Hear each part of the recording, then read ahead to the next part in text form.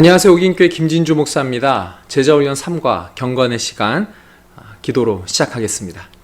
사랑의 하나님, 이 시간 경건의 시간을 함께 나누려고 합니다. 하나님께서 우리에게 주신 귀한 말씀을 묵상하고 연구하고 삶에 적용하는 그 하나하나가 하나님, 우리가 하나님을 알고 예수 그리스도를 닮아가는데 큰 유익이 있음을 고백합니다. 하나님, 이 경건의 시간이 쉽지만은 않습니다. 그러나 이것이 우리에게 체득되고 습관이 되어져서 하나님의 말씀을 주야로 묵상할 때마다 큰 깨달음이 있도록 주여 역사하여 주시옵소서. 함께 하실 주님을 찬양하며 예수님의 이름으로 기도합니다. 아멘.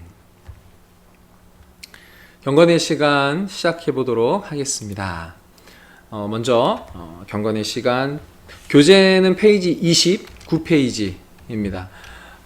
저는 29페이지에 있는 서론은 읽지 않고 각자 한번 읽어주시면 좋을 것 같고요. 그 다음에 저는 이 교재를 중심으로 하지 않고 국제제자훈련에서 나오는 큐티 학교라는 교재가 따로 있는데요. 그 교재의 내용을 중심으로 진행하겠습니다. 이게 큰 내용은 다르진 않아요. 그러나 교재에는 되게 간략하게, 저희 교재에는 간략하게 나와서 조금 더 자세히 나온 그 교재를 중심으로 강의를 하겠습니다. 그래서 PPT를 잘 봐주시고 필요한 내용은 이렇게 유튜브 이제 정지하시고 적으시고 또 계속 보시고 또 적으시고 그 다음에 한번 봤는데 아시는 것처럼 여겨질 수 있어요. 그런데 실제로 큐티를 하다가 목사님이 어떻게 하라고 했는데 까먹었다 싶으면 유튜브를 켜시고 해당되는 구간을 제가 타임라인을 찍어 드릴 테니까 그 부분을 클릭하셔서 거기부터 또 들어보시면 좋을 것 같습니다. 그래서 훈련이기 때문에 반복 필요합니다. 그래서 그것을 유념하시고 경건의 시간, 큐티에 대해서 우리가 한번 배워보도록 할게요. 그리고 한 가지 더 말씀드리면 경건의 시간 이 강의는 2개로 구성될 거예요. 그래서 사실 두 번째 하게 되는 이 경건의 시간 강의 2가 실제적으로 우리가 하고자 하는 제자훈련에서 말하는 진짜 경건의 시간 큐티입니다. 그럼 오늘 강의하게 되는 이 경건의 시간 1에서는 그 밑작업을 하게 돼요. 근데 사실 이 밑작업이 돼야 이제 다음에 강의하게 될 이제 경건의 시간 2, 진짜 우리가 추구해야 되는 큐티에 대해서 이해가 더 확실하게 됩니다. 그래서 오늘 강의는 제가 그 전까지 진행을 하고 하나를 더 찍을 텐데 오늘 것도 소홀히 하시면 다음 강의만 들으셔서는 절대 이해가 되지 않는다라는 점 유의해 주시고 오늘 이 강의를 충실히 들어주시면 좋을 것 같습니다. 자, 먼저 도입 부분에서 지금 한 남자아이가 어항 속에 있는 물고기에게 먹이를 주고 있습니다. 이 그림에서 우리가 살펴보고자 하는 것은 무엇이냐면 과연 이 물고기는 어디에 관심을 갖고 있냐라는 거죠. 물고기는 과연 먹이에 관심을 가질까요? 아니면 저 먹이를 주는 주인에게 관심을 가질까요? 아마도 물고기는 먹이에게만 관심을 보일 거예요. 이것을 보면서 우리가 깨닫고 느낄 수 있는 건 뭐냐면 과연 우리는 먹이가 되는 복에만 관심이 있는지 아니면 그 복을 주시는 나를 사랑하는 하나님께 관심이 있느냐 이것입니다. 우리는 나를 사랑하여서 복을 주기 원하시는 하나님께 관심이 없고 그 복 자체에만 관심을 갖고 신앙생활하고 있지 않냐라는 거죠. 그렇게 하다 보면 기복신앙에 빠질 수밖에 없는 거예요. 우리는 우리를 사랑하여서 그 복을 주기 원하시고 복을 주시는 그 하나님, 그리고 그 하나님의 마음이 담겨져 있는 성경에 우리는 관심을 가져야 합니다. 그것이 이 그림을 통해서 우리가 한번 생각해 볼 수 있는 점이고, 그렇다면 경건의 시간은 과연 무엇이다? 큐티는 무엇이다? 저 먹이에 관심을 갖는 것이 아니고 먹이를 주는 하나님, 우리에게 복을 주는 하나님께 관심을 갖는 것이 바로 경건의 시간이다. 그것이 바로 큐티다라는 것이죠. 자, 성경 말씀 시편 16편 1절에서 2절입니다. 하나님이여 나를 지켜주소서. 내가 주께 피하나이다. 내가 여호와께 아뢰되 주는 나의 주님이시오니 주밖에는 나의 복이 없다 하였나이다. 예, 주밖에는 나의 복이 없다라는 이 시인의 고백. 우리는 다른 복들을 자꾸 찾을 수 있어요. 맛있는 것, 내 몸에 달고 유익한 그런 복들, 이 세상에서의 잘됨의 복들을 추구할 수 있지만 이 시인이 궁극적으로 깨달은 것은 뭐다? 하나님 여호와만이 내게 복이다. 여호와만한 복은 없다라는 것이에요. 이것이 우리의 동일한 고백이 되어서 우리는 그 먹이를 추구하기보다는 그 먹이를 주는 주인이신 하나님께 더 관심을 갖고 그 하나님 알기를 추구했으면 좋겠습니다.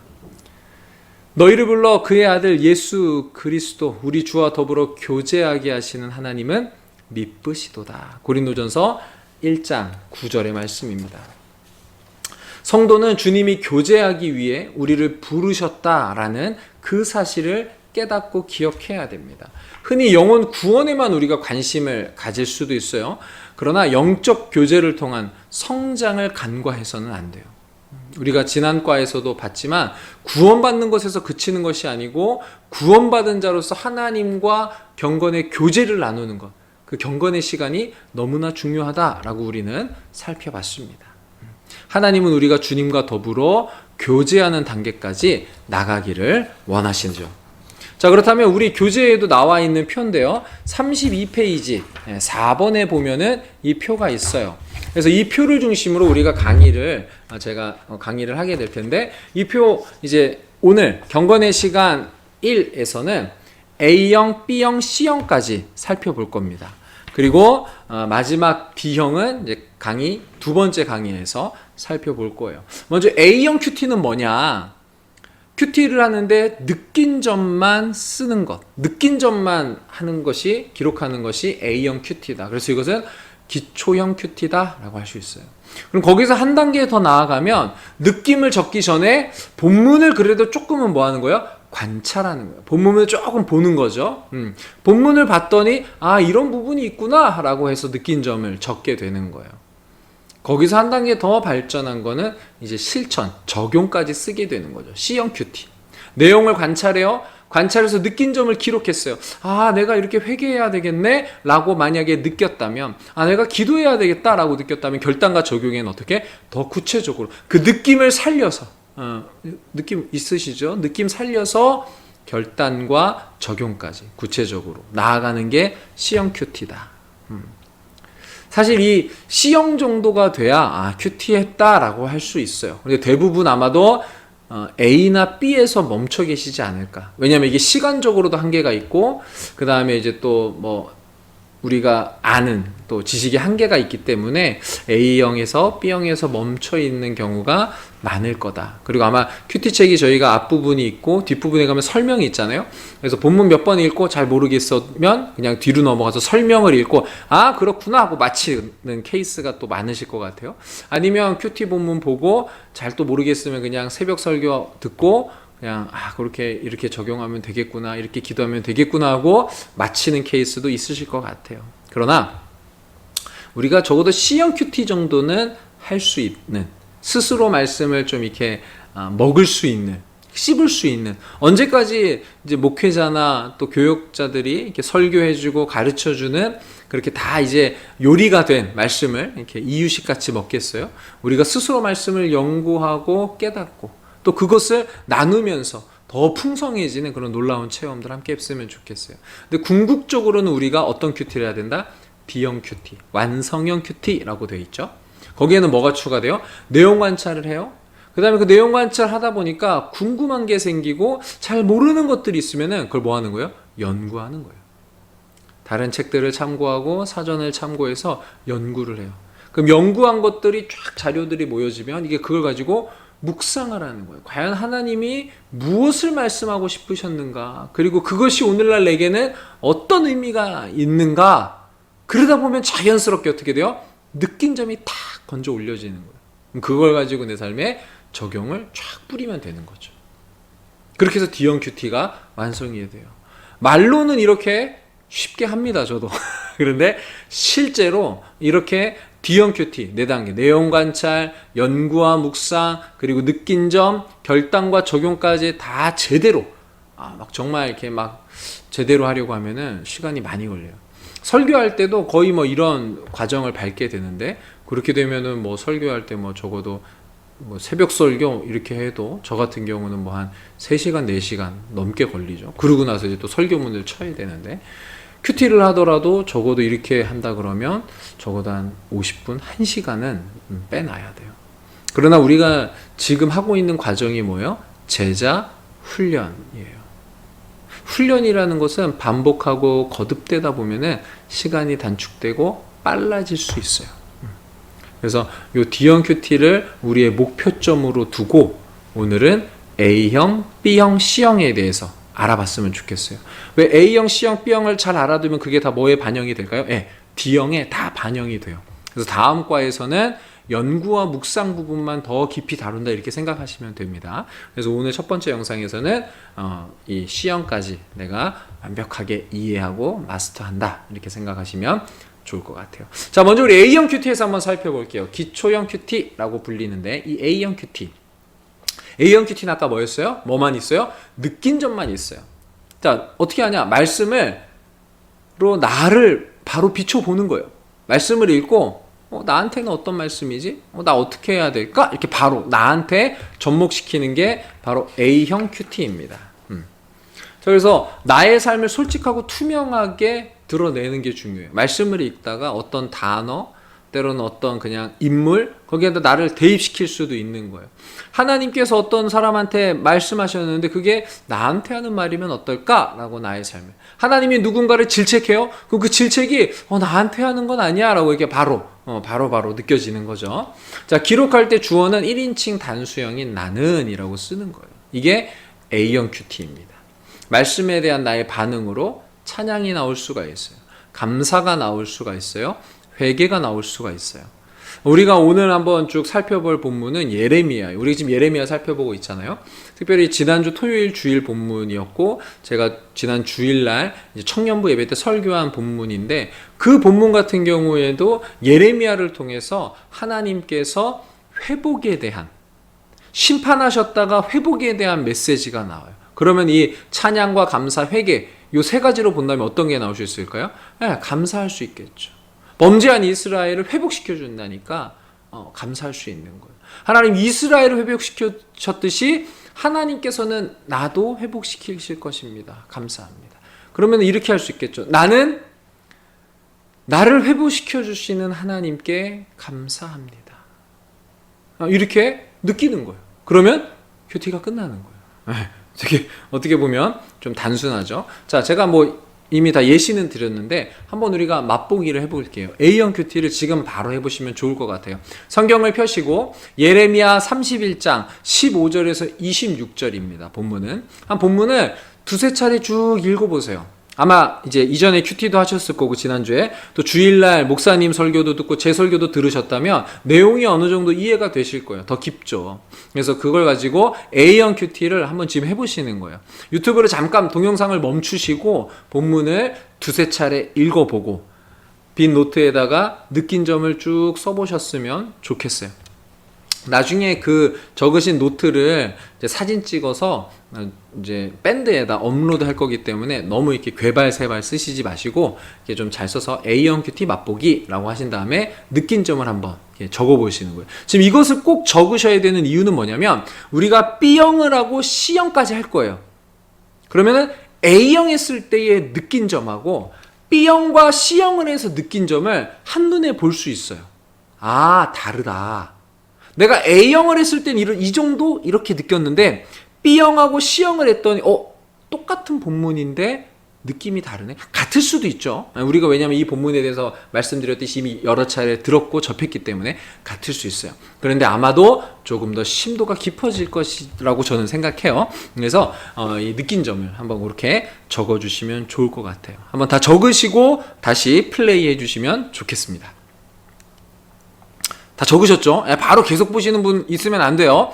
자, B형 큐티, 관찰형 큐티라고 합니다. B형 큐티. 자, 우선은 이 그림이 무슨 그림이냐. 이 그림은 렘브란트라는 화가가 그린 탕자의 귀향이라는 작품이에요. 아마 이것을 스마트폰으로 보면 또 잘 작아서 안 보일 수도 있는데, 구글이나 이런 데다 검색을 해보세요. 탕자의 귀향하면 이 그림이 딱 보입니다. 이 그림을 딱 처음 봤을 때는 어떤 게 느껴지세요? 제가 제목을 설명드렸으니까 우리가 잘 알고 있는 복음서에 나오는 그 탕자의 비유를 렘브란트가 그림으로 그린 거예요. 지금 무릎 꿇고 있는 사람이 아들 같고요. 그를 안고 있는 사람이 아빠일 거고, 그 다음에 그 옆에 수염이 덥수룩 있는 사람이 아마 형이지 않을까 좀 싶긴 하네요. 그리고 뒤에는 이렇게 뭐 종들이지 않을까, 뭐 요 정도. 또 저 뒤에는 좀 보이세요? 왼쪽 뒤에 아주 어두컴컴한데 여자 같은 분이 한 명 서 있긴 해요. 엄마이지 않을까 뭐 싶은데. 자, 두 번째 B형 큐티에는 느낀 점 앞에 뭐가 있었어요? 본문을 내용을 관찰하는 게 있었어요. 자, 제가 지금부터 이 그림을 관찰하겠습니다. 자, 그림을 좀 더 자세히 확대해서 보면 이래요. 아버지의 시선. 지금 아버지의 시선이 좀 어떤 것 같으세요? 아버지의 시선이 이 노인은 아들이 돌아올 그 길을 매일같이 뚫어지게 바라보다가 지금 한쪽 눈이 어떻게 해요? 살짝 짓물렀어요. 그렇죠? 왼쪽 눈이 지금 짓물러진 것 같아요. 그 오른쪽 눈은 어때요? 아들은 지금 바로 자기 발 아래인 발 앞에 있는데 시선은 살짝 오른쪽으로 가 있죠. 네. 초점조차도 잃은 것 같아요. 아마도 아들을 애타게 기다리다가 시력을 상실한 이 노인은 눈이 멀기까지 그렇게 애타게 기다리는 하나님 아버지의 사랑을, 이 얼굴, 눈, 그 다음에 저렇게 부은 것, 눈의 초점을 통해서 렘브란트는 자기가 묵상한 말씀을 이렇게 표현하고 있는 거예요. 자, 그렇다면 두 번째는 아버지의 손을 확대해 봤어요. 아들을 감싸고 있는 아버지의 손이 어때요? 왼쪽 손하고 오른쪽 손이 같아요, 달라요? 다르죠? 왼쪽 손이 더 두툼하고 좀 더 짧아요. 왼손은 힘줄어지 두드러진 남자의 손이고 오른손은 매끈한 여자의 손 같죠? 이것은 아버지의 강함과 어머니의 부드러움을 아마 이 화가 렘브란트는 이 손을 통해서, 서로 다른 모양의 손을 통해서 나타내고 있는 거예요. 그리고 아들의 어깨를 감싸면서 화해하고 용서하고 아마 치유가 담겨져 있는 의미일 겁니다. 자, 그런데 그 작은 아들의 모습을 또 확대해서 보면 그의 발에 신발이 눈에 들어와요. 샌들이 벗겨진 왼발은 상처투성이에요. 오른발은 망가진 샌들의 또 뒷부분이 다 닳아서 없어졌어요. 이거는 이 아들의 삶이 얼마나 가난에 찌들어 있었는지를 보여주는 거죠. 모든 것을 잃은 자의 모습을 저렇게 보여줘요. 자, 그러면서 두 번째 작은 아들의 모습에서 우리가 볼 수 있는 건 뭐예요? 그의 머리죠. 죄수와 같이 삭발한 머리는 스스로 죄인이다. 아버지한테 나올 때 그냥 나온 게 아니고 머리 밀고 나온 거예요. 아버지, 저 죄인이에요. 이렇게. 이 아들의 모습은 마치 어머니의 뱃속에서 머물고 있던 그런 태아와도 같이 아버지의 품에 푹 안겨 있죠. 이것은 우리가 돌아가야 할 고향이 또 하나님의 품임을 이 모습을 통해서 우리에게 보여주고 있는 거예요. 아까 처음에 제가 그림을 보여줬을 때하고 이렇게 네 가지 모습으로 제가 설명을 해주니까 아마도 그림에 대한 이해가 제가 설명이 부족했을 수 있지만 조금은 또 다르게 더 깊이 아버지의 마음도 느껴지고 손도 보게 되고 발도 보게 되고 머리도 또 안겨져 있는 자세도 보게 되는. 그래서 결국에 우리가 본문을 볼 때 아까 우리 A형 큐티처럼 그냥 보고 나에게 바로 적용해서 느낀 점을 찾을 때랑 이렇게 하나하나를 자세히 관찰할 때랑 그 의미가, 그 깊이가 달라질 수 있다라는 거예요. 좀 이해가 되시나요? 자, 그래서 우리가 이 내용 관찰을 할 때 신경 써야 되는 거, 본문을 어떻게 해요?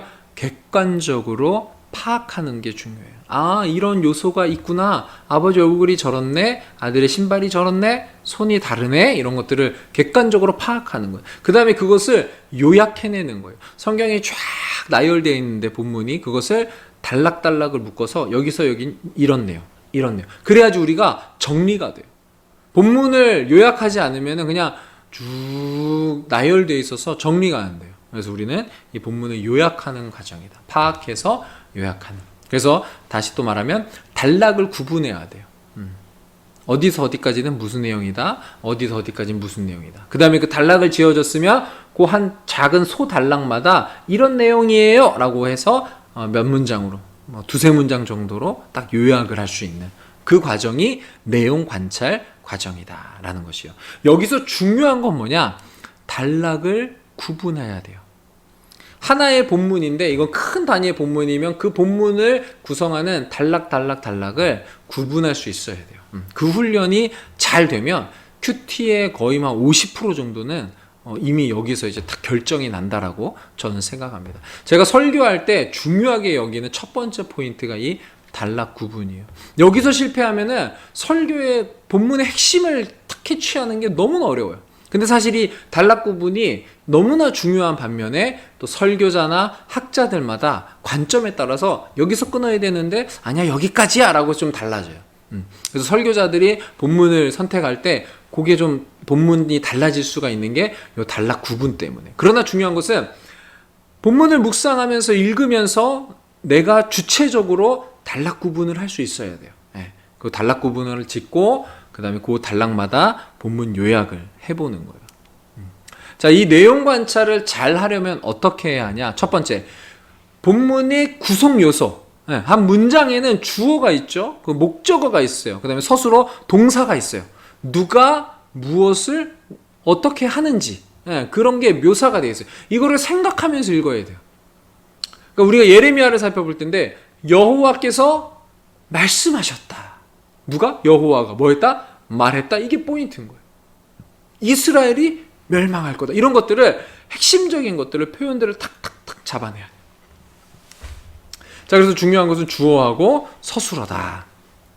그 다음에 본문을 어떻게 해야 되냐면 아주 꼼꼼하게 읽어야 돼요. 그냥 대충 이거 필이 딱 꽂혔는데 우리가 아까 A형에서 봤듯이 느낌 딱 왔는데 그거에만 꽂혀가지고 그것만 쫙 묵상하는 게 아니에요. 그거 하나만 묵상하는 게 아니고 본문을 꼼꼼하게 어디서 내가 끊어야 되지? 어디서 내용이 좀 바뀌지? 어디서 등장인물이 바뀌지? 왜 등장인물이 바뀌면 단락 구분이 달라지잖아요. 그런 식으로 그런 것들을 자세히 봐야 돼요. 그래서 본문을 꼼꼼하게 읽을수록 성격이 조금 꼼꼼하면 내용 관찰을 잘해요. 그런데 너무 꼼꼼하면 또 시간이 오래 걸리죠. 어쨌든 근데 꼼꼼하고 이것도 훈련이 되면 아주 꼼꼼하게 잘 볼 수 있습니다. 그래서 너희는 귀를 기울여 내 목소리를 들으라. 어떻게? 자세히 내 말을 들으라. 이게 중요한 거예요. 그냥 성경을 읽을 때 그냥 후루룩 그냥 막 흘러가듯이 그냥 읽고서는 무슨 말인지 모르겠는데요. 이러면 안 된다는 거예요.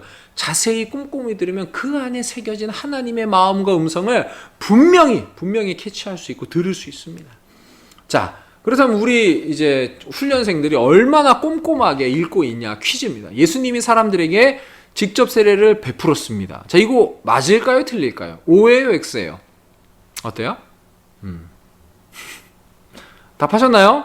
네, 정답은 X입니다. 왜요? 요한복음 4장 2절에 이렇게 나와요. 예수께서 친히 세례를 베푸신 것이 아니요 제자들이 베푼 것이라. 이렇게 되면 우리가 성경을 아주 그냥 꼼꼼하게 읽지 않았을 수 있다라는 거죠. 자, 그 다음에 하나님께서 흙으로 각종 들짐승과 공중의 각종 새를 지으셨습니다. 이거 올까요? X일까요? 사람이 하나님께서 흙으로 만든 것은 사람만 있는 거 아니야? 이렇게 우리가 알기가 쉽죠. 어떤 것 같으세요? 흙으로 각종 들짐승 공중의 새를 지었다. OX? 정답은 뭐죠? O다. 왜? 말씀이 그러니까 창세기 2장 19절 여호와 하나님이 흙으로 각종 들짐승과 공중의 각종 새를 지으시고 아담이 무엇이라 부르나 보시로. 자, 여기 보면 흙으로 들짐승과 새를 지었다라고 나와요. 자, 여기서 우리가 이런 것들을 놓치기 시작하면은 그냥 본문을 말씀을 내 생각대로 보게 되는 거예요. 그리고 이 관찰이 중요한 게 뭐냐면 내가 기존에 갖고 있던 성경에 대한 이해들이 잘못된 게 너무나 많을 수 있어요. 많아요. 근데 그것을 맞다고 생각하고 성경을 묵상하기 시작하면은 시작이 방향이 틀렸는데 끝으로 가면은 맞을까요? 틀릴까요? 틀리겠죠. 그래서 성경 본문을 꼼꼼히 보지 않으면 결국에는 내가 예전에 알고 있던 내용대로 잘못된 적용, 잘못된 해석, 그럼 잘못되게 하나님의 말씀을 듣게 되는 거예요. 엄청난 문제죠. 그래서 우리는 본문을 꼼꼼히 관찰해야 한다. 세 번째는 뭐예요? 말씀드린 대로 단락을 나누어서 본문을 요약해야 돼요. 그래서 본문의 구성 요소, 누가 주인공이냐, 그리고 그 주인공이 뭘 말하느냐, 이거를 캐치하는 게 중요하고, 무엇을 하느냐, 그의 행동을 캐치하는 게 중요하고, 본문을 꼼꼼하게 읽어야 돼요. 나 이거 아는 본문이야 라고 쉽게 지나칠 게 아니고 꼼꼼하게. 그렇게 읽다 보면 내가 알던 게 잘못됐네? 이런 내용이 있었네? 이렇게 갈 수가 있어요. 그 다음에 그렇게 꼼꼼히 읽다가 단락을 나눠야 돼. 여기서 장면이 바뀐다. 등장인물이 새롭네? 말하는 내용이 또 달라졌네. 이런 것들을 짤짤짤 체크를 해보시면 본문이 머릿속에 팍 들어오게 돼요. 그러면 거기서 또 단락마다 요약을 하다 보면 내용이 간결해지면서 나에게 느껴지는 바가 A형 큐티하고는 다르게 더 깊은 차원을 느껴볼 수가 있을 겁니다. 자, 그럼 이제 제가 단락 구분은 다 해드렸어요. 이거 시간이 좀 처음이니까 단락 구분 이렇게 5개로 하게 됩니다.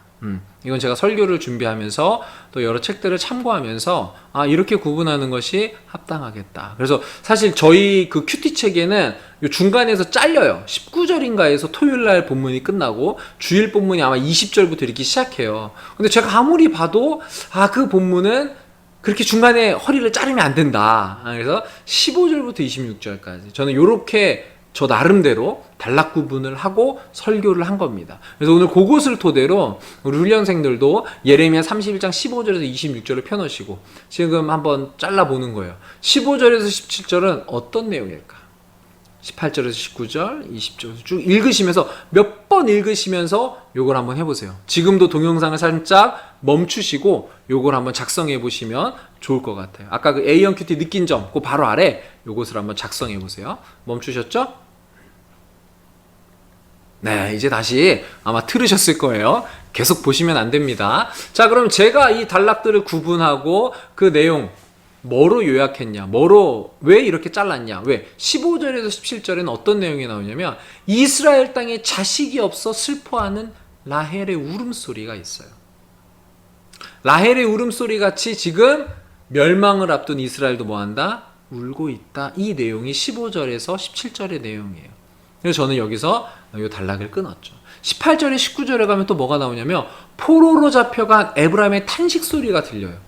후회하면서 막 자신의 볼을 때리면서 하나님 나를 돌아가게 하시면 돌아갈게 하는 그 탄식 소리가 들려요. 제 설교를 들어보시면은 요렇게 설교가 구성이 되어 있어요. 라헬의 소리, 그 다음에 에브라임의 탄식 소리가 들립니다. 이렇게 하면서 저는 요 단락에 맞춰서 설교를 구성했습니다. 자, 그 다음에 20절은 이 전체 본문의 핵심이에요. 가운데서 딱 핵심을 찍어주고 있는데 그 핵심이 뭐다? 탄식하는 에브라임을 향한 하나님의 긍휼. 본문에는 불쌍히라는 표현으로 나와요. 불쌍히가 긍휼이에요. 그래서 그 하나님의 마음. 자녀 잃은 라헬의 통곡과 포로로 끌려간 에브라임의 탄식 소리를 들은 하나님의 불쌍히 여기는 마음이 20절에 담겨 있어요. 전체 저는 요 15절부터 26절의 핵심이라고 저는 봤어요. 자, 그 다음에 21절에서 22절에는 어떤 내용이 나온다? 포로로 잡혀간 자들을 향한 하나님의 세일. 긍휼히 여기시고 불쌍히 여긴 하나님이 내가 너네한테 이렇게 할 거야. 내가 너네 회복시켜 줄 거야. 돌아오게 할 거야. 라는 내용이 저기 나옵니다. 자, 그 다음에 이스라엘 땅에서 사람들이 복을 누리게 되고 그 하나님이 하시는 세일의 구체적인 내용들이 23절부터 26절에 담겨져 있는 거예요. 자, 이렇게 보시면은 18절하고 19절 포로로 잡혀간, 포로라는 단어가 나오죠. 21절에서 22절에 또 뭐가 나와요? 여기도 포로라는 단어가 나와요. 그럼 두 개가 연결되죠. 그 다음에 또 15, 17절은 이스라엘 땅의 울음소리. 23에서 26절도 이스라엘 땅에서의 누릴보. 그래서 이게 15절하고 23절 있는 데가 연결이 되고 또 18절하고 21절 있는 데가 연결이 되면서 그 중앙의 핵심 자리에 뭐가 있다? 20절이다. 이러면서 이제 구조를 보게 되면은 이 말씀이 그냥 쓰여진 게 아니고 이런 문학적인 구조를 또한 갖고 있구나 이렇게 연결이 될 수가 있는 거예요. 좀 이해가 되세요? 이거 좀 어려운 얘기인데 어쨌든 그냥 듣고 이해가 되시면 이해하시면 되고 안 되면 그냥 단락구분어가 요렇게 요약하는구나 이런 근거로 김진주 목사는 요 본문을 이렇게 단락구분했구나 이해하시면 돼요. 그래서 제가 보여드리는 요 근거하고 아까 이제 우리 훈련생들이 작성한 거하고 한번 비교해 보세요. 제가 한 거랑 거의 근접했으면은 진짜 제가 부끄럽습니다. 저는 지금 신학을 한 지 거의 막 17년, 18년 되는데 그렇게 해서 탄생한 건데 정말 대단하신 거예요. 비슷하게 오셨다라면 정말 잘하신 거예요. 근데 이게 어디선가는 잘 막힐 수가 있고 어려울 수가 있어요. 그러나 제가 앞으로 더 내용을 좀 더 요약해 볼 텐데 그 내용하고 밀접하게만 되면 중요한 건 뭐냐면 자꾸 자신의 언어로 자신의 표현으로 이거를 작성해 보는 거예요. 그게 중요해요. 이해가 되시죠? 네. 자, 그래서 우리 첫 번째 봤던 첫 번째 단락 15절에서 17절 아까 소제목 제가 봤죠? 이스라엘 땅에 자식이 없어 슬퍼하는 라헬이라고 했어요. 네. 그런데 그것을 서술 쭉 풀어서 설명하면 저는 이렇게 썼어요. 여호와께서는 예레미야 당시 들리는 울음소리를 들으셨다. 그 울음소리는 마치 자식 잃은 라헬의 울음소리 같았다. 여호와께서는 돌아오리라는 말씀을 주신다. 이렇게 첫 번째 단락에 소제목을 달고 서술형 내용을 쓰시는 거예요. 이해가 돼요? 이거 자기 말로 풀어 쓰는 거예요. 나는 이렇게 이 단락을 이해했다. 근데 여기에 본문에서 벗어난 상상적인 거나 그런 게 들어가면 안 돼요. 왜? 관찰이니까. 있는 그대로 쓰셔야 돼요. 있는 그대로. 그래서 이거를 5개 단락을 다 이렇게 소제목은 아까 썼던 거 단락 구분을 똑같이 쓰시고 서술형만 본인의 말로 한번 쭉 써보시면 좋겠어요. 5개 단락을. 요것도 잠깐 정지하시고 쭉 써보시면 좋을 것 같아요. 자, 그렇게 되려면 우리가 지금 이 과정에서 이미 본문을 몇 번 정도 읽을까요? 맨 처음에 본문을 그냥 A형처럼 한 2-3번 읽죠? 그 다음에 단락 구분하려고 그러면은 더 자세히 봐야 되니까 이미 한 4번, 5번 보셨을 거예요. 요약하려면 또 읽어야 돼요. 15절에서 17절만 집중적으로 몇 번 또 읽으셔야 돼요. 이해가 되세요? 한마디로 이 말씀 묵상 B형까지만 하더라도 본문을 적어도 15번, 20번까지는 읽으신다라는 거예요. 본문을 진짜 열심히 사랑하지 않고서는 이렇게 할 수 없어요. 그래서 D형까지 가셔야 돼요. 근데 여기서까지만 해도 이미 본문을 많이 보시게 된다. 잠깐 멈추시고 이제 다음을 계속 보도록 하겠습니다. 네, 다 쓰셨죠? 자, 그럼 이제 다음 단락을 제가 어떻게 요약했는지 볼게요. 18절에서 19절은 이렇게 소제목을 달았죠. 포로로 잡혀간 에브라임의 탄식. 자, 서술은 제가 요약하면 이렇게 돼요. 범죄함으로 징벌을 받은 에브라임은 뉘우치면서 탄식해요. 그는 스스로 돌이킬 수 없자 하나님께 이렇게 간구하는 거예요. 나를 이끌어 돌이키소서라고 간구하게 되죠. 20절의 소제목은 이랬어요. 탄식하는 에브라임을 향한 하나님의 긍휼, 불쌍히 여김이라고 했죠. 그것을 서술형으로 풀었으면 범죄한 에브라임이지만 하나님은 그를 긍휼히 여기십니다. 에브라임은 하나님의 사랑하는 아들이고 기뻐하는 자식입니다. 여호와는 그를 깊이 생각하시고 아주 불쌍히 여기십니다. 저는 성경을 쭉 보면서 이렇게 깨달았어요. 이렇게 요약을 하는 거예요. 그리고 제 설교를 들어보시면 이 내용이 아주 강조돼서 들어가 있어요. 왜냐하면 저는 여기가 20절이 말씀드린 것처럼 정중앙에서 아주 강조되는 표현으로 탁 들어가 있기 때문에 그래서 나는 사기다 이런 제가 이렇게 요약하는 문구도 그래서 고민하면서 만드는 거예요. 이 부분이 중요하기 때문에 설교에서도 본문이 강조하니까 설교에서도 강조해야 되고 설교를 듣는 성도들에게도 남아야 된다. 그래서 저는 이것을 강조한 겁니다. 자, 그럼 21절에서 22절은 소제목으로 어떻게 되냐? 포로로 잡혀간 자들을 향한 하나님의 새 일. 하나님께서는 이스라엘 향해 소망을 품으라고 하십니다. 여호와께서 새 일을 세상에 창조하시니 방황을 그치게 된다고 말씀하십니다. 21절에서 22절은 이렇게 요약할 수 있는 거예요. 자, 23절에서 26절 소제목은 이스라엘의 땅에서 사람들이 복을 누리게 될 것이다. 서술은 어떻게 하냐? 유다 땅과 예루살렘 성읍이 회복되고 농부와 목자가 함께 살 것입니다. 이게 23절, 24절에 나오죠. 그 다음에 여호와께서 백성들의 피곤하고 연약한 심령이 상쾌하고 만족하게 하실 것입니다. 이게 25절에 나와요. 저는 앞에서 쭉 다뤘던 중요한 내용들이 있지만 여기서 설교 제목을 뽑아 올렸어요. 왜? 하나님이 결국엔 우리에게 베풀어 주시고 우리에게 주시는 것이 뭐다? 네. 피곤하고 연약한 심령을 상쾌하고 만족하게 한다. 그게 우리를 아들, 사랑하는 아들, 기뻐하는 자식으로 여기는 하나님이 우리에게 주시는 거예요. 그래서 저는 그래서 설교 제목을 그녀의 피로회복제 이렇게 이 본문을 근거로 이 단락 부분을 근거로 여기서 저는 그것을 설교 제목을 캐치한 겁니다. 그래서 이 예언을 받은 예레미야는 달콤했다. 그래서 제가 설교 서두에서 아예 이것을 먼저 썼죠. 설교 전에 기도할 때에 예레미야는 이 말씀, 이 예언을 듣고 꿈을 꿨는데 꿈속에서 이 예언을 받았는데 그 꿈을 달았다라고 했다. 우리도 말씀을 들으면서 달았으면 좋겠다라고 우리가 말하는 거예요. 그래서 이 단락 부분들 관찰만 잘 해도 어떠한 어느 정도까지는 우리가 본문을 많이 이해할 수 있다라는 거. 제가 제 설교를 빗대서 계속 말씀드리는 게 뭐냐면 이런 단락 부분이 그만큼 중요하다. 그리고 저는 이 설교에서 정말 이 부분이 거의 50% 가까이를 결정짓는다. 이 단락이 제 설교의 어떤 아웃라인을 매번 그런 건 아니지만 많은 설교들이 이 단락 부분을 근거로 사실 설교라는 것은 이제 논리가 있어야 되고 설득력이 있어야 되기 때문에 이 단락들의 배치를 좀 바꿀 때도 있기는 해요. 바꿀 때도 있기는 해요. 그러나 이 단락을 크게 흐트러뜨리지 않는 선에서 그렇게 움직인다. 그래서 이렇게 한번 해보시고 저랑 계속 비교해 보시고 이렇게 해서 이렇게 하는구나, 이렇게 할 수 있구나. 그러나 중요한 것은 거듭 말씀드리지만 제가 하는 게 정답이 아니에요. 훈련생들이 하는 게 더 좋은 게 있을 수 있어요. 어쨌든 잘 기록하시고 또 그것을 계속 보시면 좋을 것 같습니다.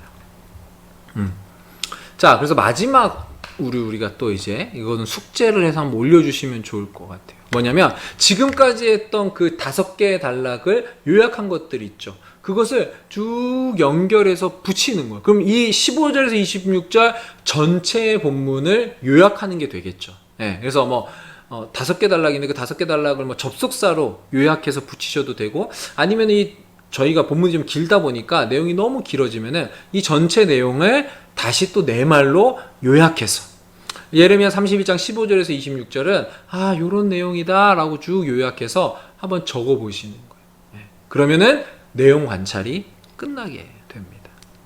그럼 여기까지 내용 관찰을 하신 다음에 뭘 하느냐? 느낀 점을 이제 또 써보시는 거예요. 단락을 구분 짓고 그 단락을 요약하고 그 요약한 것들을 쭉 붙이면은 결국에는 이 본문 전체의 요약이 되게 되죠. 본문 요약이 되는 거예요. 그럼 거기서 본문 요약을 하다 보니까 느껴지는 것들이 있을 거예요. 그게 아까 A형 큐티 때보다는 저는 더 깊을 수밖에 없다라고 생각해요. 더 이전에는 안 보여요. A형 할 때 그냥 단순히 느끼기만 할 때랑은 안 보였던 것들이 더 보일 거예요. 왜? 본문을 몇 배로 자세히 꼼꼼히 보다 보면 하나님이 주시는 음성이 들리고 하나님이 주시는 그 마음, 하나님의 마음이 마음속에 새겨지면서 묵상이 되면서 더 드러나게 돼요. 그래서 지금 이것을 한번 또 적어보세요. 뭐 영상을 계속 보시면 사실 남는 게 별로 없어요. 아까 적었던 종이에다가 이제 B형 큐티, 내용 관찰, 본문 요약까지 다 하셨으면 그 아래 다시 느낀 점을 다시 또 적어보셨으면 좋겠어요. 뭐 짧지 않아도 좋아요. 쭉 길게 쓰셔도 되고 아니면 또 몇 문장, 뭐 한두 문장으로 끝나셔도 돼요. 근데 꼭 적어보시면 좋겠다라는 것. 자, 그럼 이제 오늘 강의의 이제 마지막 부분이에요. 벌써 이제 시간은 좀 많이 흘렀지만 집중해서 들어주시면 좋을 것 같아요. 아마 이거 과제 이렇게 하면서 들으면 시간이 거의 뭐 이 강의 1만 해도 1시간 반, 2시간 아마 소요되실 것 같아요. 그래서 제가 2번으로 잘라서 이 강의를 찍게 된 겁니다. C형 큐티는 뭐냐? 실천형 큐티예요. 우리가 살펴봤던 A형 큐티는 느낀 점만 있는 거예요. 그냥 읽고 본문 한 2-3번 읽고 느낀 점 빡! 그러면 큐티가 뭐 한 본문 읽고 그냥 느낀 점 쓰니까 빠르면 뭐 5분, 뭐 10분 뭐 이렇게 끝날 거예요. 근데 B형 큐티는 뭐였어요? 느끼기 전에 내가 그냥 막 느껴지기 전에 그냥 어떠한 들었던 말씀, 이미 알고 있던 말씀을 느끼기 전에 뭐예요? 본문을 자세히 관찰하는 거죠. 내가 알지만 모르는 척하고 처음 보는 본문처럼 본문을 관찰하는 거예요. 근데 그 관찰에는 뭐다? 단락을 구분 짓는 거예요. 잘라. 이렇게 5가지로 구분이 됐네? 그럼 그 5가지의 각자의 내용들은 뭘까? 요약을 다 해보는 거예요. 그리고 요약한 것들을 쫙 합쳤더니 그 본문 전체에 이런 내용이다 라고 요약이 딱 되는 거예요. 그렇게 요약을 하는 과정을 거치고 났더니 느껴지는 바를 써요. 그게 B형이에요. 그럼 C형은 뭐냐? 내가 느끼는 거에서 끝나지 않고 결단과 적용까지. 하나님의 말씀을 읽었더니 이게 느껴지는 거. 하나님의 사랑이 빡 느껴지는 거예요. 내가 죄인임에도 불구하고 하나님이 나를 사랑하시는구나. 내가 죄를 지으면 안 되겠다라고 느껴요. 느끼는 거에서 끝나는 게 아니고 그럼 내가 실제적으로 하나님 앞에 죄를 짓지 않게 해서 어떻게 결단하고 적용할 것인가. 그 구체적인 디테일이 살아있는 결단과 적용까지 나아가야 한다. 이게 C형 큐티. 저는 적어도 제자훈련을 받았다면 여기까지는 하시면 좋을 것 같아요. 이 정도는 A형하고 B형은 훈련 받기 전에 하시면 되고 지금부터는 적어도 C형 그리고 진짜 이 제자훈련을 계속하고 저랑 큐티 나눔하면서 하면서는 D형까지 가는 그런 훈련생으로 성장하시기를 제가 기도하고 또 응원하겠습니다. 한번 그러면 결단과 적용은 어떻게 하는 거냐? 여기 4가지가 써져 있죠. 개인적이어야 한다. 실제적이어야 한다. 실천 가능해야 된다. 그리고 또 점진적이다. 이것이 결단과 적용의 특징이에요. 우리 한번 이 결단과 적용을 한번 하나씩 살펴보겠습니다. 첫 번째, 결단과 적용의 4가지 원리, 4P라고. 왜? 영어로 하면 다 P로 시작을 해요. 첫 번째, 개인적이다. 퍼스널이에요. 개인적이다. 적용이 어떻게 가야 돼요? 우리가 아니라 내가 결단하는 거예요. 설교자인 저는 우리는 이렇게 가요. 왜? 저는 공동체를 향해서 설교하잖아요. 그래서 저도 각자 개인에게 할 때도 있지만 설교자이기 때문에 우리는 이렇게 해야 됩니다. 우리 교회는 이렇게 해야 됩니다. 이렇게 저는 2가지를 다 써요. 그런데 큐티는 나 혼자 하는 거예요. 나와 하나님의 만남이에요. 근데 자꾸 우리는 저 사람은 쟤는 이렇게 2인칭이나 복수형으로 가는 게 아니고 내가 결단하는 거예요. 나. 그래서 개인적이어야 해요. 왜? 남에 대한 결단을 해봐야 이 큐티가 그냥 산으로 가버리는 거예요. 그냥 적용만 쓰고 끝나는 거예요. 왜? 남한테 강요할 수도 없고 뭘 할 수도 없잖아요. 그렇기 때문에 내가 어떻게 해야 된다. 그 다음에 타인이나 공동체 관리를 기록해서는 그래서 안 된다. 개인 큐티이기 때문에 그래요. 자, 그 다음에 우리가, 교회가, 내 남편이 이런 거 할 수 있지만 아니다. 그 다음에 어떻게 된다. 그래서 나는으로 시작해야 된다. 적용의 주체나 주인공은 바로 나야 나. 이렇게 가야 돼요. 내가 어떻게 하겠어. 그래서 나는 어떻게 하겠어. 이렇게 적용의 주어는 나는으로 하셔야 됩니다. 그 다음에 practical, 실제적이어야 돼요. 그냥 뜬구름 잡는 얘기, 지킬 수도 없는 얘기, 그런 거를 쓰는 게 적용이 아니에요. 아주 실제적으로 쓰셔야 됩니다. 그래서 실천할 수 있는 구체적인 대상이 있어야 돼요. 용서하라, 원수를 사랑해라 그랬으면 실제적인 원수, 타깃이 있어야 돼요. 그 다음에 객과 고아에게 나누고 베풀어라 그러면 그러한 구체적으로 내 삶의 영역에서 찾을 수 있는 누군가가 딱 지목이 되면 좋다는 거죠. 그 다음에 시간하고 내용이 구체적으로, 아주 실제적으로 제시되는 게 좋다.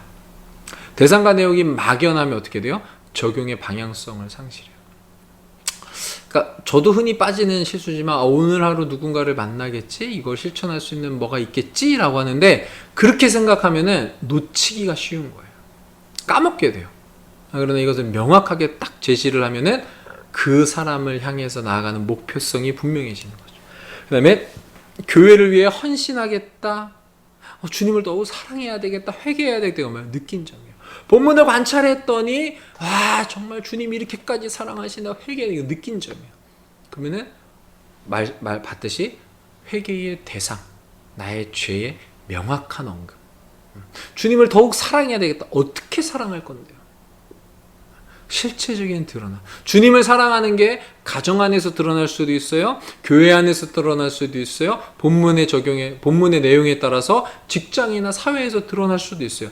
그런 구체적으로 실제적인 것들을 써내는 것. 느낀 점에서 아주 실제적으로 넘어가는 게 결단과 적용이다. 이렇게 나온다는 거죠.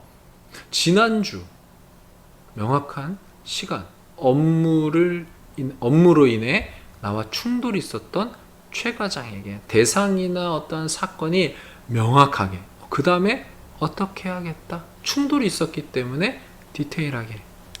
자, 그런데 그 디테일 속에 뭐가 있어야 돼요? 실천 가능한 것, possible, 신청 가능해야 돼요. 큐티가 끝나고 여기 되게 이제 단호한 표현이 쓰였죠. 당장 내가 할 수 있는 것. 내가 할 수 있음에도 또 미룬 것들이 있을 수 있어요. 그런 것들을 쓰는 거예요. 할 수 없는 일을 결단하면 어떤 의미래요? 곧 하지 않겠다. 그렇기 때문에 실천 가능한 것들을 찾아서 쓰셔야 돼요. 이렇게 되면은 이제 큐티가 어떠냐면, 큐티를 한 번 하면 내 삶이 어떻게 돼요? 적어도 하나는 바뀌는 거예요. 그럼 점점 큐티를 하면 할수록 어때요? 내 삶에 하나님이 원하지 않는 것들은 하나하나 사라지게 돼요. 분명히 이렇게 다시 또 일어날 수 있어요. 그런데 이전에 한번 이겨보고 잘라봤기 때문에 또 자를 수 있는 거예요. 그렇기 때문에 우리가 큐티를 하면 할수록, 경건의 시간을 거듭하면 거듭할수록 사람이 바뀔 수밖에 없는 거예요. 큐티를 제대로 하고 적용을 제대로 하는데 바뀌지 않는다? 그거 큐티 안 한 거예요. 제대로 했다라고 말하면 안 돼요. 경건의 시간, 말씀을 가지면 사람이 바뀝니다. 말씀의 사람으로 바뀌는 거예요. 그래서 큐티하는 사람 옆에 가면은 한 달 전하고 달라지는 게 느껴져야 돼요. 제자 훈련 받아서 큐티한다? 바뀔 수밖에 없어요. 12주가 짧아요? 아니요. 적어도 이렇게 큐티하면 일주일에 한 개씩만 큐티, 이렇게 C형 큐티, D형 큐티 제대로 하면 12가지가 바뀌는 거예요. 이전의 삶에서 적어도 12가지가 바뀐다니까요. 하루에 결단을 2개씩만 해봐요, 본문에서. 그러면 24가지가 바뀌어요. 옆에 있는 남편과 아내가, 자녀들이 느끼지 못한다? 아니요, 못 느낄 수가 없습니다. 아주 실천 가능한 것들을 우리는 적용해야 된다. 지금 할 수 있는 일을 미루지 않는 실천자가 돼야 한다. 실천 가능한 것을 썼어요? 그럼 미루지 말고 해야 돼요. 그게 중요해요. 예수님 닮아가는 거예요, 그게. 자, 아까 그 최 과장하고 뭐 하겠다? 문제가 있고 트러블이 있었는데 아주 실천 가능하죠. 매일 점심은 먹을 거 아니에요. 점심 식사를 함께 하자고 말하겠다. 사실 근데 이 용기가 안 나죠. 쉽지 않아요. 트러블이 생겼는데, 문제가 생겼는데 식사 같이 하시죠, 이 얘기를 건네는 게 또 체면사인 우리 대한민국에서 쉽지 않죠. 근데 이 결단을 하는 거예요. 실천, 어렵지만 실천 가능한 거죠. 네 번째는 뭐예요? 프로그레시브, 점진적이에요. 점점 발전해 나간다는 얘기죠. 말씀의 교훈을 어떻게 실천할지 행동 계획을 짜는 거예요. 계속 똑같은 적용, 똑같은 것만 이렇게 막 하는 게 아니고, 이렇게 내가 한번 했으니 다음번에 좀 더 발전된 그런 행동 계획. 한꺼번에 완수할 수 없는 일을 위한 단계별 접근이 가능하다라는 거죠. 처음부터 너무 큰 것을 결단해서는 안 돼요. 왜? 안 하겠다는 거랑 똑같아요. 인류를 사랑하겠다, 세상을 돌면서 내가 뭐 다 어떻게 하겠다, 이런 것들은 불가능해요. 그럼 내 안에 가까운, 아까 말했듯이 당장 나가서 실천할 수 있는 것들부터 시작해서 점점 확산해 나가고 확대해 나갈 수 있는 것을 적용하고 결단하는 것이다. 그래서 아까 그 최 과장 얘기를 좀 더 해보면, 식사를 함께 하자고 말하겠다. 점심 식사를 함께 하시면서 내가 먼저, 함께 하면서 내가 먼저 사과하겠다. 조금 더 발전하죠. 조금 더 나가면은 식사비를 내가 계산하겠다. 이런 관계의 개선, 원수를 사랑하고 회복하는 거에 있어서 이렇게 점진적으로 당장에 또 실천할 수 있는. 근데 식사를 함께 하자고 말했는데 상대방이 저 바빠요, 뭐 어제 나랑 싸워놓고서 밥이 넘어가요, 뭐 이렇게 세게 나올 수가 있어요. 그러면 이 계획을 어떻게 다시 어디로 돌아가야 될지는 또 개인적으로 다르겠죠. 하나님 최 과장과 식사할 수 있도록 도와주세요. 그 기도부터 시작했어. 기도부터 시작했어. 또 나아갈 수도 있고. 이게 큐티에서 아주 구체적인 적용으로까지 나아가는, 이게 C단계이다. 예, 적용의 4, 5리를 정리해보면 이렇습니다. 개인적이다, 아주 실제적이다, 실천 가능하다, 그리고 점진적이다. 이 네 가지가 포함되어 있는 이 적용이 아주 구체적이고 우리에게 유익한. 그래서 이 네 가지를 큐티를 어떻게 보면 큐티 책에다가 써놓으셔도 좋고, 포스트잇 같은 거에다 해가지고 큐티 할 때마다 이렇게 하루마다 장수가 넘어가니까 옮겨가면서 붙이면서 적용을 할 때 이것들을 보면서 자꾸 생각하면서 해봐야 돼요. 저도 설교하다가 적용을 만드는 게 사실 저에겐 쉽지가 않아요. 그래서 이것들을 저도 생각하면서 보면서 최대한, 그러면서 또 공동체적으로는 또 어떻게 뭐 이러면서 적용에 대해서 저도 연구하고 사실 고민합니다. 그래서 적용의 원리가 있다는 거. 자, 그럼 결단과 적용을 잘 하려면 어떻게 해야 하는가? 앞에서 봤던 관찰을 했어요. 관찰을 통해서 느낀 점이 있으면 그 느낀 점하고 연결이 돼야 돼요. 느낀 거는 회개해야 되겠다라고 했는데 갑자기 실천에서는 오늘 뭐 하나님을 3시간 찬양하겠다 이렇게 가면은 좀 생뚱맞은 게 돼요. 네. 이해가 되시죠? 그래서 본문이 말하는 것을 거기서 관찰해서 얻었으면 그거를 통해 내가 느낀 바가 있으면 그것을 실천하는, 그래서 말씀이 쭉 연결이 되는 그런 실천이어야 한다. 그 다음에 아까 봤듯이 오늘 실천할 수 있어야 한다. 세 번째는 행동으로 나타날 때 삶의 변화를 일으킨다. 결단하고 적용, 책상에서 하는 것, 큐티하는 그 자리에서 끝났다? 와, 나 오늘 진짜 결단하고 적용 잘 썼다 해서 끝나면 안 된다라는 거예요. 행동으로까지 나타나서 삶의 변화가 일어나야 한다. 구체적으로 육하원칙. 나는 언제, 무엇을, 어떻게, 누구에게, 왜. 왜는 왜요? 하나님의 말씀이니까. 그래서 이것들을 우리가 염두하면서 결단과 적용을 작성하는 겁니다. 사실 이 부분이 아마 어떻게 보면 시간이 또 많이 또 필요한 부분이기도 해요. 자, 그렇게 보면은 우리가 이제 C형 큐티까지 마쳤는데 다음 강의 때는 뭐다? D형 큐티. 내용 관찰해요. 그 다음에 이제 C형 큐티는 느낀 점과 결단과 적용으로 갔죠. 근데 느낀 점 전에 D형 큐티는 한 단계가 더 있는 거예요. 내용 관찰을 했더니 궁금한 게 생기고 본문을 더 깊이 보고 싶고 내가 이렇게 한 게 맞는가? 이게 맞는가? 궁금할 때 이 연구와 묵상을 하는 거예요. 근데 연구와 묵상을 통해서 얻어지는 요소들을 가지고 이제 더 확장된 느낀 점, 결단과 적용으로 나아가게 되는 것입니다. 이게 다음 시간에 할 거고, 오늘 이제 마지막으로 또 이제 작성하셔야 되는 건 뭐냐면, 우리가 C형 큐티까지 살펴봤죠.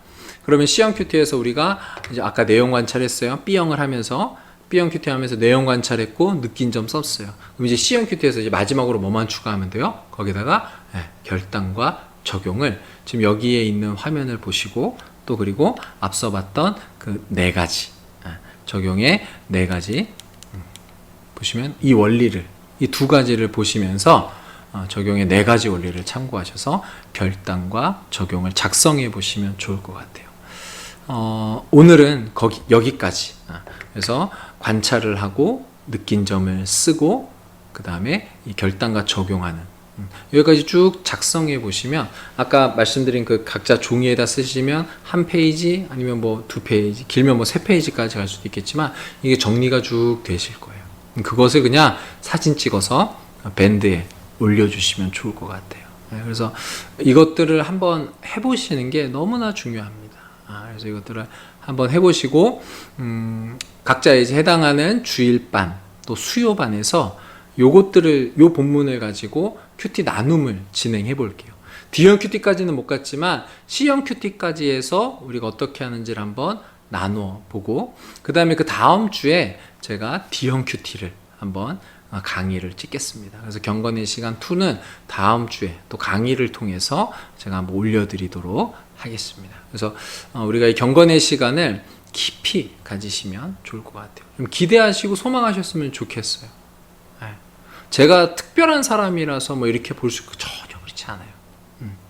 하나님의 말씀 우리가 살펴봤듯이 사랑하면 정말로 꿀보다 더 그 말씀을 내가 사랑하면 나를 사랑하는 하나님이 내게 이 본문을 통해서 말씀하실 거예요. 그것들을 기대하면서 하나님이 내게 직접 말씀하는, 내가 하나님의 말씀을 직접 따먹을 수 있는 그 희열을 맛보셨으면 좋겠습니다. 그래서 조금은 힘들고 또 더딜 수 있지만 꾸준히 훈련하시고 따라오시면 좋을 것 같아요. 긴 강의였는데 잘 들어주셔서 감사하고, 거듭 말씀드리지만 꼭 직접 써보셔야 됩니다. 그리고 쓰신 거를 꼭 밴드에 카톡으로 저에게 보고 숙제를 올려주시면 좋겠습니다. 오늘 경건의 시간 첫 번째 강의는 여기서 마치도록 하겠습니다.